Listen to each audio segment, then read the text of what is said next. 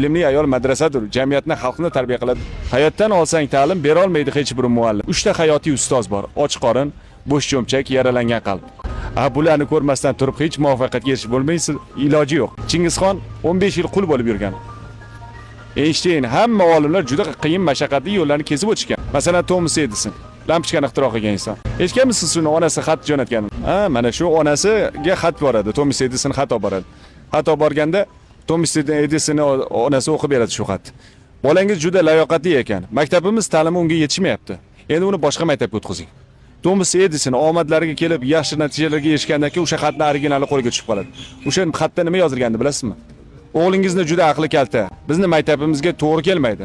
Uni ruhi tanqis maktabga jo'nating deb aytilgan. Qarang, onani bir dona gapi qanday insonni yaralishiga sababchi bo'ldi.